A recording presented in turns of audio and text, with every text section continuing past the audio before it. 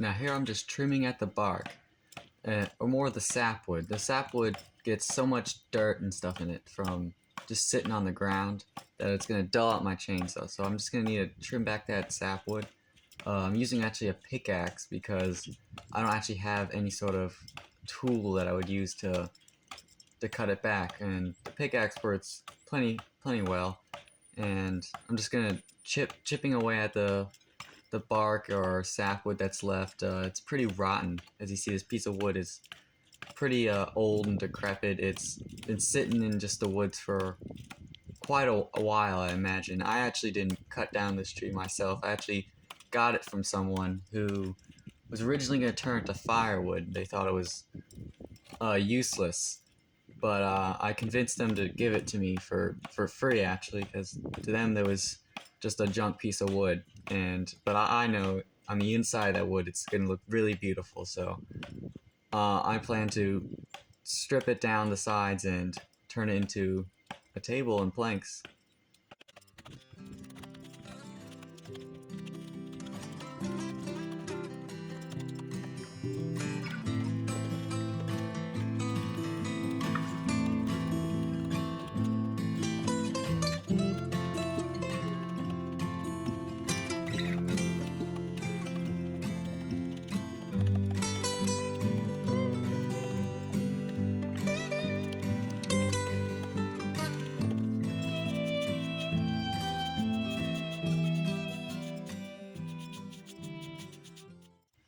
As you see the wood here, see the heart of the tree is actually to the left.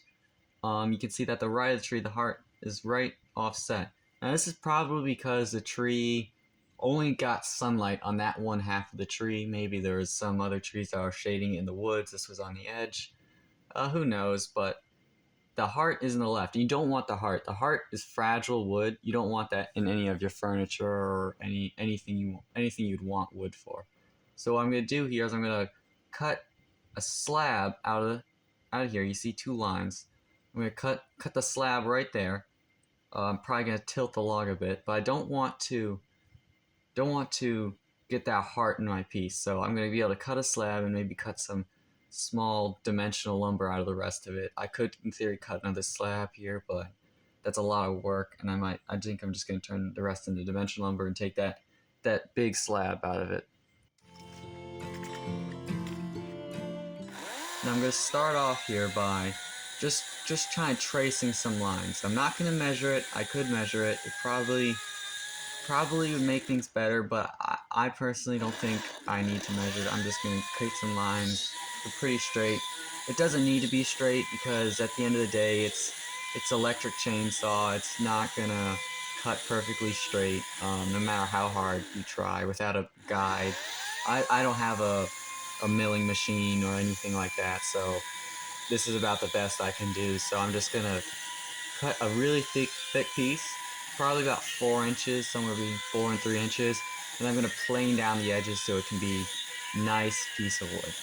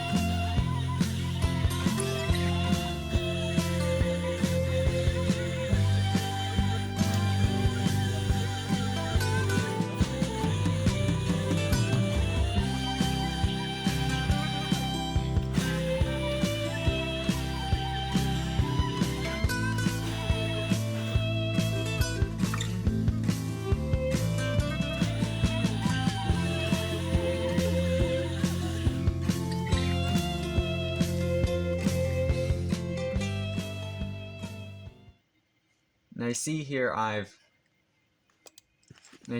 gotten the lines cut. It's gone pretty well, pretty straight, but the chainsaw is not long enough to cut all the way through.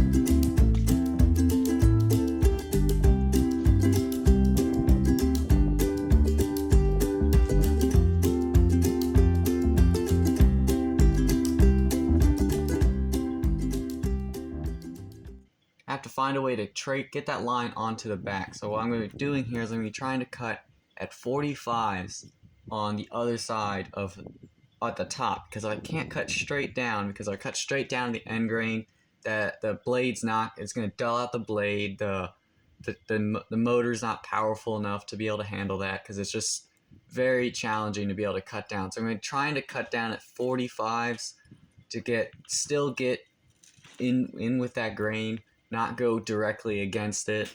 It'd be near impossible. It would take forever.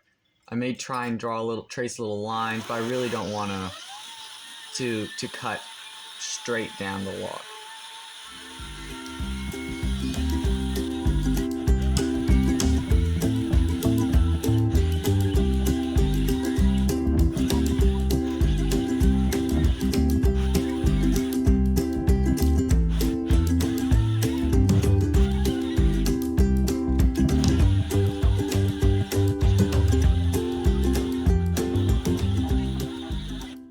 You can see that I've got the log rolled over here now. Now you can see I've cut down a little bit, but still a lot to go. What I'm going to be doing here is I'm going to be trying to do the same thing I've been doing, cutting at 45s. I mean, going along the side, see how far I can get down. Maybe I'll go to the other side and then cut down into it that way from both angles.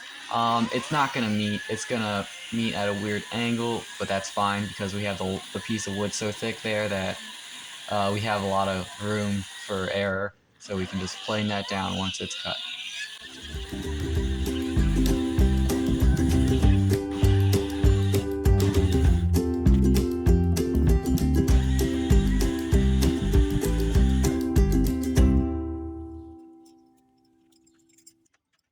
Now you see you've got this first initial slab cut off. We may use this slab, may cut it down a little bit, make a smaller plank. But we're mainly focused on this big plank here. You can see how smooth of a cut that is. It's not the best. It is a chainsaw. It's not going to be the best. We're going to plane down the rest, plane those little bumps off. But now we just got to cut the other side.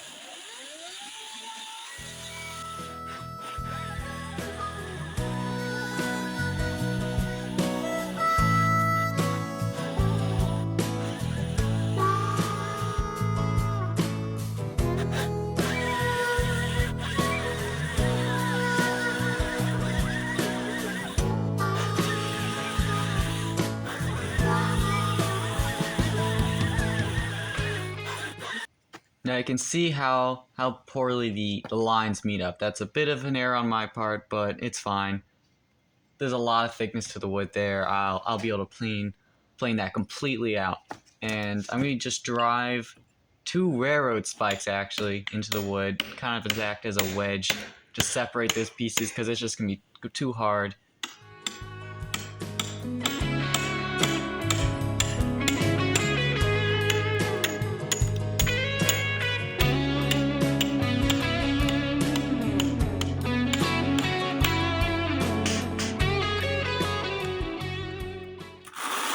I'm going to try to avoid accidentally tap the railroad spike there. Shouldn't do that. That's okay. I can always just sharpen the blade again. But you see, I've got the piece now separated, so let's take a look at that.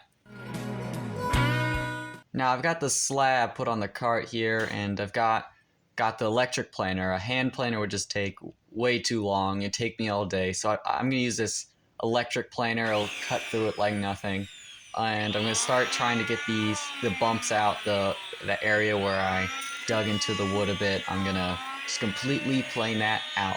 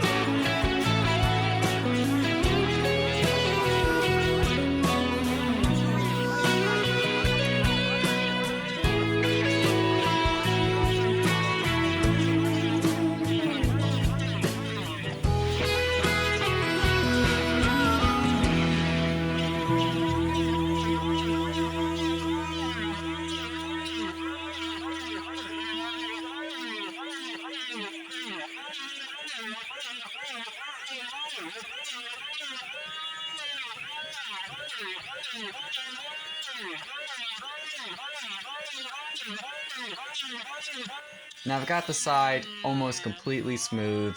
I will eventually need to go over it some more, but I'm just going to let it dry because cutting this wood with the plane when it's wet is very difficult. It dulls out the blade, it didn't quite cut right, but I need to do it to make sure it dries evenly. Well, once it's dry, I'll be able to go back with the planer.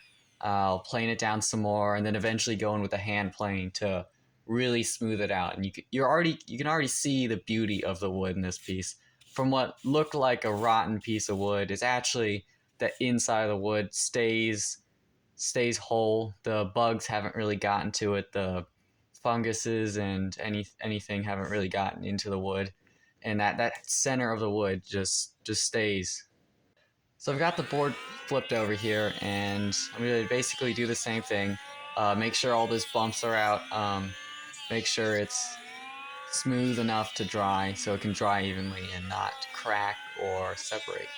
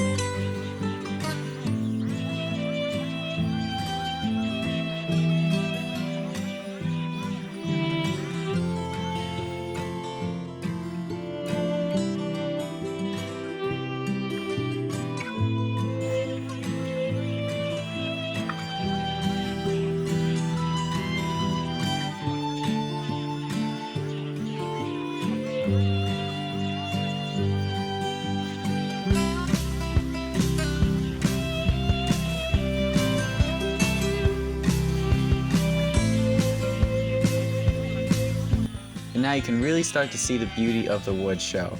Now that I've got all of the chainsaw marks out, you can't really see them. There's still some planer marks in it left. I'm just gonna have to wait for it to dry, go over it again, get those out, and then go over it with a hand plane. And eventually I'm gonna coat it in resin, put legs on it, and it's gonna be a nice end table.